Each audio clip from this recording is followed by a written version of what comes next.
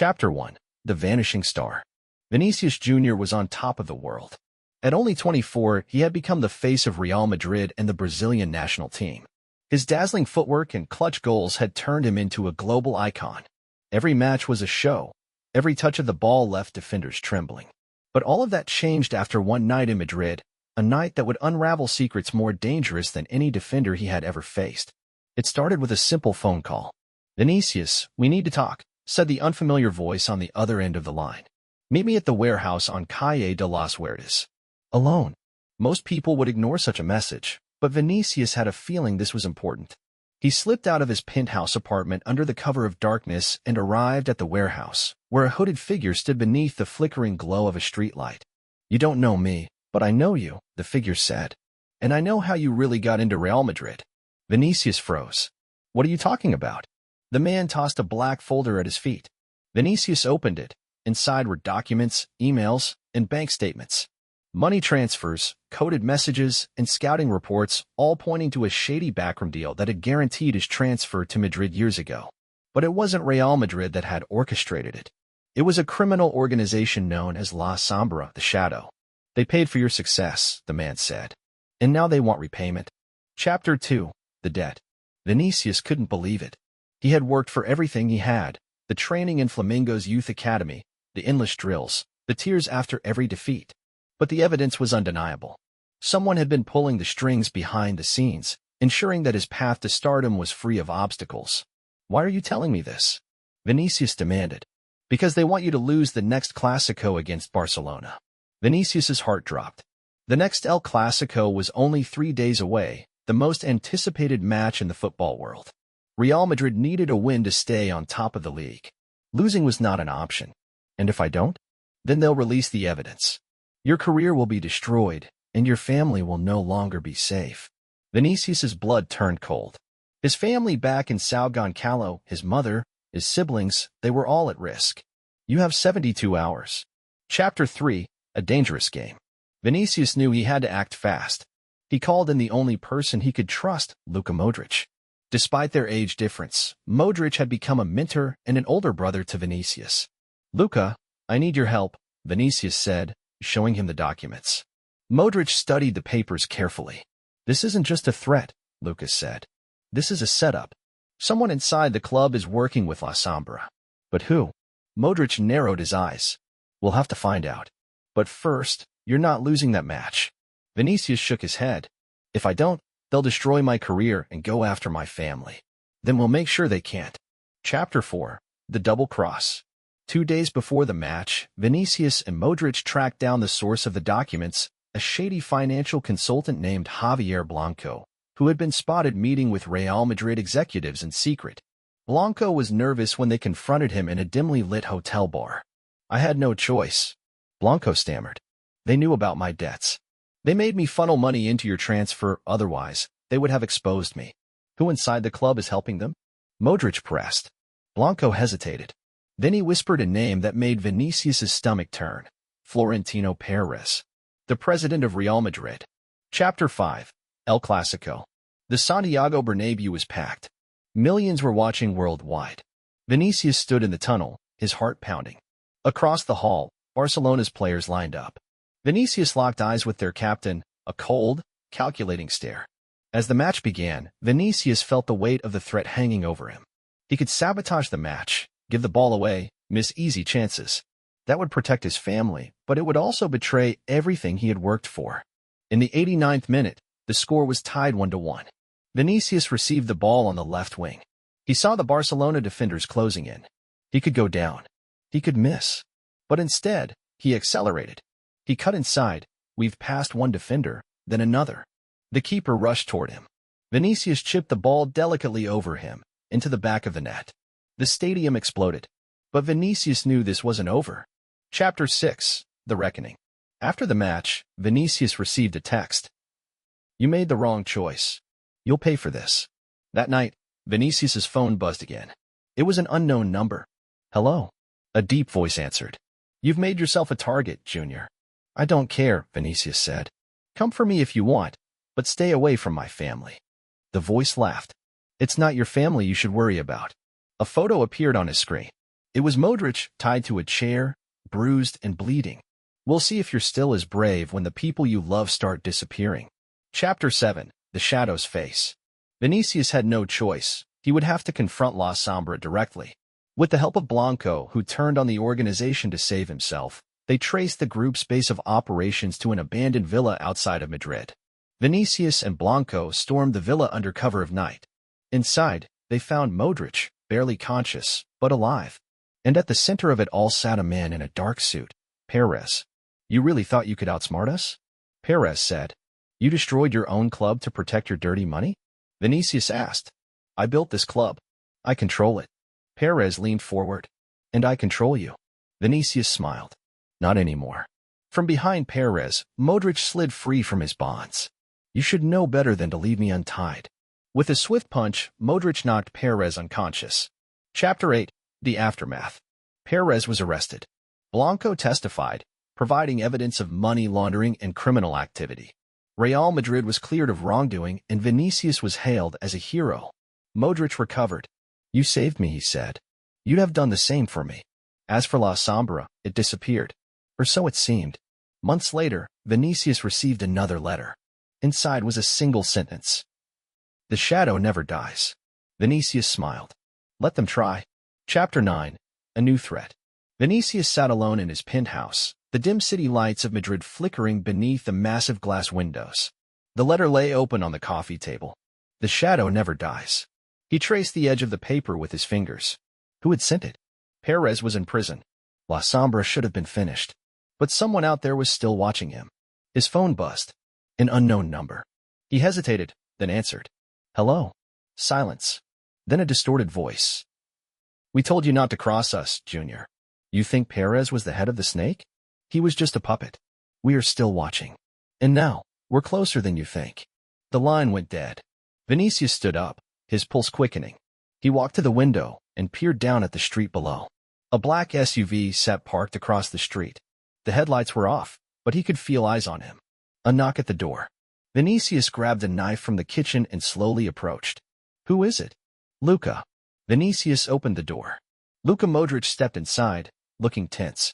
He wasn't alone. Standing behind him was Antonio Rudiger, arms crossed, looking like he was ready for a fight. You got a letter? Luka asked. Vinícius nodded. And a call. Luka rubbed his chin. We've got a problem. Chapter 10. The Missing Star. The next morning, the football world was shaken. Barcelona's young star striker, Lorenzo Garcia, had gone missing. He had been seen leaving a training session the previous night, but never arrived home. Rumors began circulating immediately. Some claimed he had been kidnapped by a rival fan group. Others whispered about debts and gambling connections. But Vinícius had a sinking feeling that La Sombra was involved. A message arrived on his phone. One star for another. If you want to see him again, you know what to do. Vinícius showed Luka and Rudiger the message. They want me to throw the next Champions League match, Vinícius said, anger burning in his voice. They're using him to make sure I do it. But why Garcia? Luka asked. To put pressure on me. They wouldn't kidnap a player unless they had someone inside the club to cover for them, Rudiger said. Vinícius narrowed his eyes. We need to find out who. Chapter 11. Inside the club. Vinícius knew that Real Madrid had moles, but finding them would be tricky. He and Luka decided to start with the one person they knew was capable of operating beneath the radar, Carlo Ancelotti. They met Ancelotti after training in a quiet corner of the practice field. Coach, something's wrong, Vinícius said. Ancelotti's eyes darkened. I know. He handed them a security report. It showed that Garcia's last known location had been near Madrid's financial district. I tried to trace his phone signal, Ancelotti said. But it's been deliberately scrambled, military-grade interference. Who would have access to that kind of tech? Luka asked. Ancelotti sighed. Someone with money and influence, and someone inside the club. Chapter 12. The Mole. That night, Vinícius and Luka reviewed footage from the club's security cameras. They scanned through hours of footage, then Luka froze the screen. Wait, go back. Vinícius reversed the tape. A man in a black suit stood near the entrance to the training facility, speaking with Lorenzo Garcia before his disappearance. The man turned his head toward the camera. That's Luka started. Eduardo Camargo, Vinícius finished. Camargo was Real Madrid's director of operations, one of Perez's closest allies. He had been promoted just months before Perez was arrested. Vinícius's stomach sank. He's still working for La Sombra. Chapter 13, The Deal. Vinícius and Luca tracked down Camargo at a luxury hotel in central Madrid. He was sipping a glass of red wine on the rooftop terrace when they confronted him. "You've got 5 seconds to tell us where Garcia is," Lucas said, stepping toward him. Camargo smiled coolly. "If I were you, I'd be careful about making threats." "Where is he?" Vinícius demanded. Camargo's eyes narrowed. "You play the game, you win the prize. But when you refuse to play, people suffer." Vinícius grabbed him by the collar. "Tell me where he is." Camargo's lips curled into a grin. "If you want Garcia back, you'll lose the match tomorrow." "Or what?" Luca growled. "Or Garcia becomes a ghost." Chapter 14, A Desperate Plan. Back at his apartment, Vinícius paced. "They've got him somewhere secure," Lucas said. "We need to find him before the match." Rudiger entered the room. "I know someone who can help." He handed Vinícius a burner phone. "Who's this?" "A hacker named Vega. She used to work for the Spanish government until she decided the pay wasn't good enough." Vinícius dialed the number. A woman's voice answered. "You've got 30 seconds to explain why I shouldn't hang up," she said. "Because I have money, and you like money," Vinícius said. "And because La Sombra just kidnapped a Barcelona player." A long pause. Then, "Send me the details." Chapter 15, The Rescue. An hour before the match, Vega sent the coordinates. An abandoned shipping yard in Valencia. Vinícius, Luca, and Rudiger arrived just after sunset. "Stay close," Lucas said. "And if things go sideways, get out." They slipped through the shadows. Inside one of the containers, they heard muffled sounds. Rudiger forced open the door. Garcia sat bound to a chair, his face bruised but alive. "Get him out," Vinícius shouted. Suddenly, gunfire erupted. Dark figures appeared from the shadows. Vinícius ducked behind a crate. "How did they know we were coming?" Camargo stepped into the light. "Because you made the mistake of trusting Vega." Chapter 16, The Final Play. Luca tackled Camargo before he could fire. Rudiger took out 2 men with brutal efficiency. Vinícius grabbed Garcia and ran toward the exit. Behind them, Luca shouted, "Go, we'll cover you." Vinícius raced toward the car. Garcia stumbled, but Vinícius lifted him into the back seat. Rudiger slid into the driver's seat. "Hold on." They sped away as bullets shattered the rear windshield. In the rearview mirror, Vinícius saw Camargo standing in the shadows, smiling. "This isn't over," he whispered.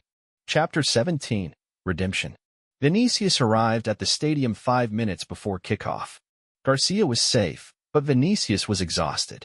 "Are you sure you can play?" Luca asked. Vinícius tightened his laces. "They tried to take everything from me. I'm not letting them win." 90 minutes later, Vinícius stood on the edge of the penalty box.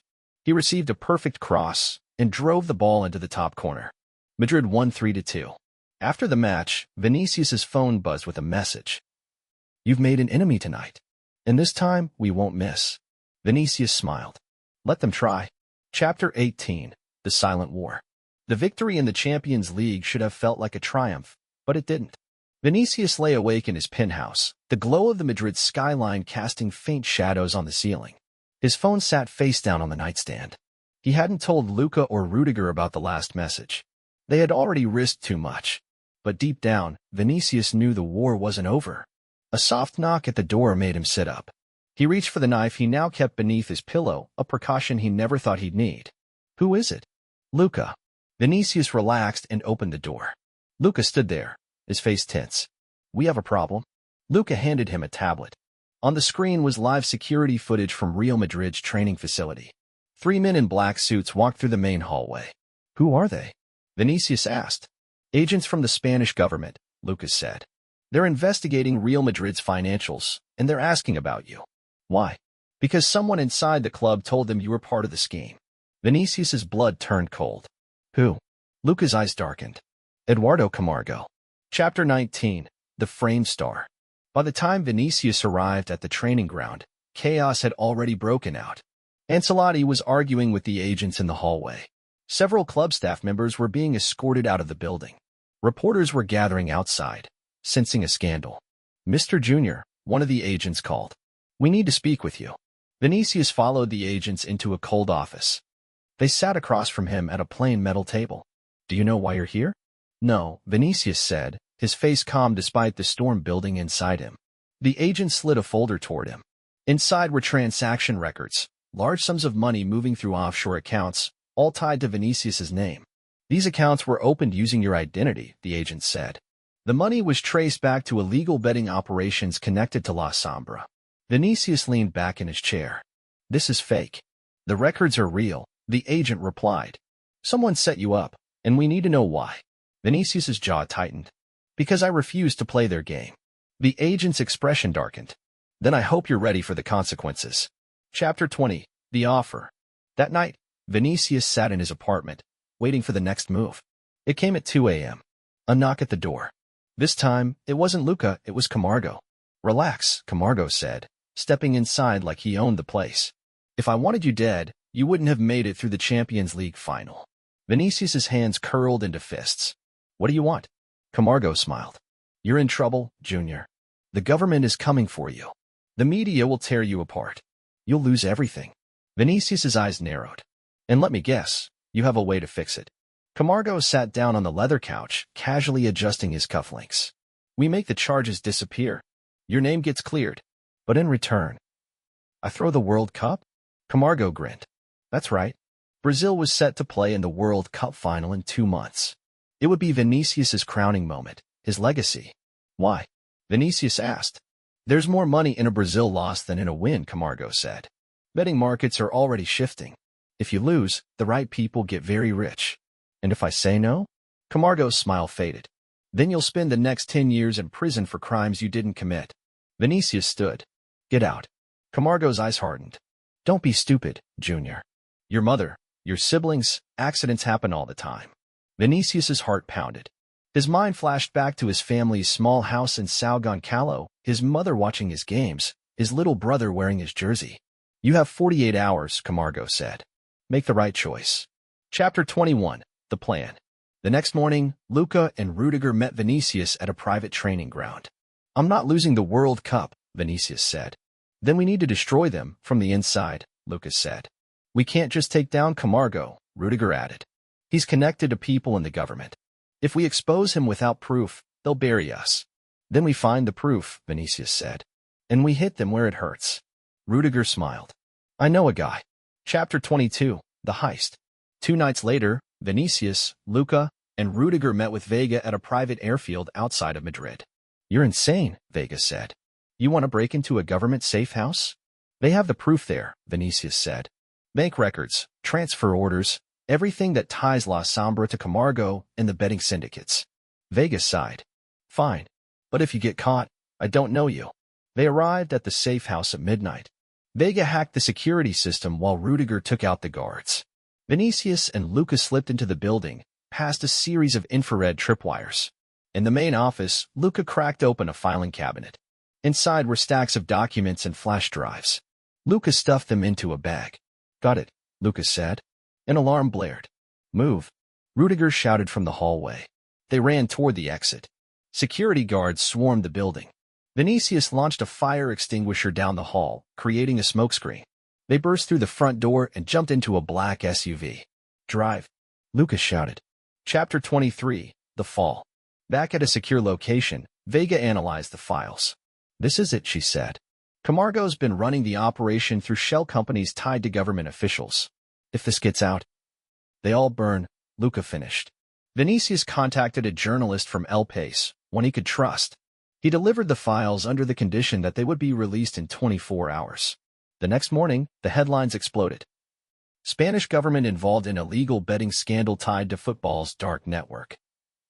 Eduardo Camargo, Real Madrid official, under investigation for match-fixing and organized crime ties. Camargo was arrested outside his estate. Vega had wiped the fake accounts tied to Vinícius, clearing his name. After the arrest, Vinícius's phone buzzed. You think you've won. But this game isn't over. Vinícius smiled. We'll see. Chapter 24. The Final Goal. 1 week later, Vinícius stood on the field at Lusail Stadium in Qatar. The World Cup final. Brazil versus Germany. In the 89th minute, the score was tied 2-2. Vinícius received the ball on the left wing. He could feel the weight of the game, the pressure, the history. Camargo had tried to take everything from him. But Vinícius was still standing.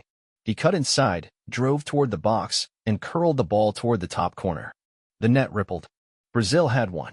As his teammates surrounded him in celebration, Vinícius looked toward the stands. Somewhere in the shadows, someone was watching. La Sombra wasn't gone. But Vinícius wasn't afraid anymore. Come and get me. Chapter 25, The Shadow Returns. 3 days after the World Cup victory, Vinícius sat on a private beach in Rio de Janeiro. He should have been relaxed, celebrating Brazil's win, his legacy secured. But he couldn't shake the feeling that something wasn't right. The sun was setting over the Atlantic, casting streaks of gold across the waves. His phone buzzed on the side table. Unknown number. Vinícius's chest tightened. He picked up the phone.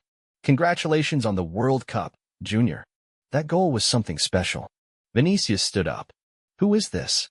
It doesn't matter. What matters is that you've upset some very powerful people. Camargo is finished.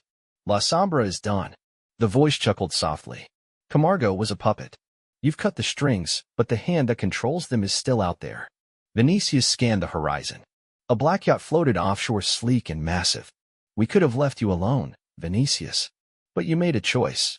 Now we'll make ours. The line went dead. Vinícius's eyes narrowed. He had just declared war, and the enemy wasn't finished yet. Chapter 26, The Ghost of Madrid. 2 weeks later, Vinícius was back in Madrid for the start of the La Liga season. Real Madrid's opening match was against Atletico, and the atmosphere was already electric. But Vinícius wasn't focused on football. His mind was on the yacht and the voice. Luka and Rudiger met him in the locker room before the match. Any new threats? Luka asked. Nothing direct, Vinícius said. But they're watching. Let them, Rudiger said, cracking his knuckles. I'm ready. Vinícius smiled. We have to play this smart. We can't fight shadows. Then we make them step into the light, Lucas said. After the match, Vinícius was pulled aside by Ancelotti. Vinícius, someone wants to see you. Who? Ancelotti's expression was unreadable.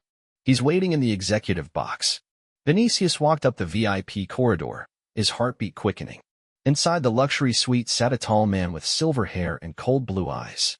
He wore an expensive suit and a gold ring with a black onyx stone, the symbol of La Sombra. Mr. Junior, the man said, standing and offering his hand. My name is Alessandro Marconi. Vinícius didn't take the hand. What do you want? Marconi smiled thinly. To offer you an opportunity. Vinícius's eyes darkened. I'm not for sale. Oh, no, Marconi said. This isn't about money. He stepped closer. You've become a problem. Your name is bigger than the game now. You think you exposed us, but you barely scratched the surface. Vinícius's jaw tightened. I'm offering you a choice, Marconi said. Come work with us, or become our next target. Vinícius's eyes flashed. I don't work for anyone. Marconi's smile faded. Pity. I had hoped you'd make this easy. Chapter 27, A Friend in Trouble. That night, Vinícius met Luka and Rudiger at Luka's apartment. I met the new head of La Sombra, Vinícius said. Who? Luka asked. Alessandro Marconi. Luka's face paled. You know him? Vinícius asked. Luka nodded slowly. I've heard the name. He's not just running La Sombra, he's connected to Italian organized crime and global banking networks. Why would he approach Vinícius? Rudiger asked. Because Vinícius is now a threat, Lucas said. You embarrassed them, and Marconi doesn't tolerate failure. Vinícius ran a hand through his hair. He wants me to work for them. And if you refuse? Then they'll come after me. And they'll come after your family, Lucas said. Vinícius's phone buzzed. He glanced at the screen, a message from an unknown number. We've made the first move. Attached was a picture. Vinícius's heart stopped. It was his younger brother, Felipe, tied to a chair, eyes wide with fear. Chapter 28, The Trade. Vinícius's blood ran cold. They have my brother, he said. We need to move, Rudiger said, already standing. No, Vinícius said. If we rush in, we'll walk into a trap. What choice do we have? Luka asked. Vinícius's phone buzzed again. Meet me at the Plaza Mayor tomorrow night. Come alone, or Felipe dies. Vinícius clenched his jaw. I'll go. You can't, Lucas said. I have to. The next night, Vinícius arrived at Plaza Mayor, dressed in black. The square was quiet, too quiet. Marconi stood beneath the central statue, hands in his pockets. Vinícius walked toward him, his heartbeat hammering. Where's my brother? Marconi smiled. Safe for now. Vinícius's hands curled into fists. I'm not going to work for you. Marconi's smile faded. Then you leave me no choice. From the shadows, two men stepped forward, guns aimed at Vinícius's chest. A car pulled up nearby. The back door opened, and Felipe stumbled out, a blindfold over his eyes. Let him go, Vinícius said. Marconi's smile returned. Of course, after you agree to our terms. A shot rang out. One of the gunmen collapsed. Luca and Rudiger emerged from the shadows, weapons drawn. Run! Luca shouted. Vinícius sprinted toward Felipe, ripping the blindfold off and pulling him to his feet. Marconi's men opened fire. Luca and Rudiger returned shots, forcing them to take cover. Vinícius pulled Felipe toward the exit. Marconi's voice echoed behind him. You've made your choice, Junior. Vinícius turned back. I'll see you soon, Marconi said calmly. This isn't over. Chapter 29, safe for now. Back at Luca's apartment, Felipe sat on the couch, shaking. Are you okay? Vinícius asked. Felipe nodded. They said they'd kill you if I didn't cooperate. That's not happening, Vinícius said. You're safe now. Luca leaned against the wall. Marconi just declared war. And we're not ready, Rudiger said. Then we get ready, Vinícius said. His eyes burned with quiet fury. If Marconi wants to come after me, fine. But this time, Vinícius smiled coldly. We hit first. Chapter 30, the counterattack. Vinícius contacted Vega the next morning. I want everything on Marconi, Vinícius said. That's not going to be easy, Vega replied. Marconi has government protection. He's surrounded by security. I don't care, Vinícius said. We're taking him down. And how do you plan to do that? Vega asked. Vinícius's expression hardened. We'll use their own game against them. Marconi had built an empire on secrets, and Vinícius was about to expose them all. If they want a war, Vinícius thought, they'll get one. Chapter 31, the final game. It was raining in Madrid. Vinícius stood alone at the center of the pitch at Santiago Bernabéu. The stadium was empty except for the soft hum of the floodlights. Tomorrow night was the Champions League final, Real Madrid against Manchester City. But this wasn't just about football anymore. This was about survival. Vega's investigation had uncovered everything.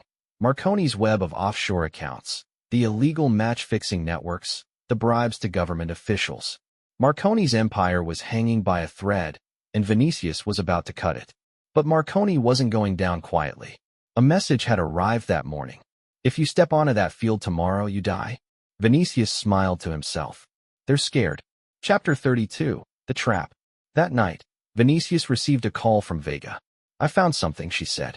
Marconi isn't going to wait for the match. What do you mean? They've planted something at the stadium, Vega said. Security caught two men disguised as staff trying to access the players' tunnel. Vinícius's heart started pounding. What were they planting? Vega hesitated. Explosives. Vinícius raced to the stadium with Luca and Rudiger. Security had already cleared the staff from the building. Vega's contact inside the stadium showed them the security footage. Two masked men had entered the players' tunnel carrying small black cases. They're still inside, Vega said over the earpiece. We need to find them, Vinícius said. They moved quickly through the dark hallways of the stadium. Luca checked the locker rooms while Rudiger secured the exits. Vinícius heard a faint metallic sound, the click of a latch, coming from the tunnel. He followed the sound. Two men in black tactical gear were crouched near a ventilation grate. One of them was setting a timer on a small device. Vinícius acted without thinking. He lunged forward, knocking the man off balance. The second man swung at him with a knife. Vinícius ducked and kicked him hard in the knee. The man collapsed, clutching his leg. Luca and Rudiger arrived moments later, pinning the two men to the ground. Vinícius grabbed the device and checked the screen. 002. Disarm it, Luca shouted. Vinícius took a breath and pressed the override button. The timer stopped. Well, Rudiger said, breathing hard. That was close. Vinícius stared down at the device. There was a symbol etched into the casing, a black onyx circle. La Sombra's mark. They weren't trying to kill me, Vinícius said. They were trying to make a statement. They wanted the world to see it happen, Lucas said. Vinícius's hands tightened around the device. Then let's give them something else to see. Chapter 33, the final move. Vinícius met Vega later that night. We have enough to take down Marconi, she said. But it's not enough to destroy La Sombra. Then we'll take down the entire system, Vinícius said. And how exactly do you plan to do that? Vega asked. Vinícius smiled. We're going to use the final. The next night, the Champions League final was the most-watched sporting event in history. Over 500 million people were tuned in. As the teams lined up in the tunnel, Vinícius felt the tension in the air. Marconi was watching, he knew that. The referee blew the whistle. Manchester City controlled possession early. Vinícius hovered near the left wing, waiting. In the 30th minute, Luka intercepted a pass and launched a perfect cross-field ball toward Vinícius. Vinícius caught it on the outside of his boot, cut inside the defender, and curled the ball toward the top corner. The keeper dove. The ball hit the post and bounced into the net. The stadium erupted. But Vinícius wasn't smiling. He jogged toward the sideline and looked up at the VIP box. Marconi sat there, his expression calm, but his eyes burning. Chapter 34. Exposed. At halftime, Vinícius checked his phone. Vega's message had arrived. It's done. Vega had sent the files, Marconi's illegal deals, the offshore accounts, and the criminal network to every major news outlet in the world. When the players returned to the pitch, security surrounded the VIP box. Two men in suits approached Marconi. He stood slowly as the officers showed their identification. Marconi's smile faded. He stood and buttoned his jacket as the handcuffs clicked into place. Vinícius watched as Marconi was led through the crowd. Chapter 35. The End of the Shadow. Real Madrid won 2-1. Vinícius lifted the Champions League trophy high above his head as fireworks exploded over the stadium. Ancelotti hugged him. Luka and Rudiger grinned beside him. As the confetti settled, Vinícius's phone buzzed. It was Vega. Marconi is in custody. And the others? Cleaning up the mess. And La Sombra? Vinícius looked out over the roaring crowd. They're finished. For now. Chapter 36. The Legacy. 2 weeks later, Vinícius sat on the balcony of his penthouse in Rio, watching the sunset. Felipe sat beside him. You okay? Felipe asked. I'm good, Vinícius said.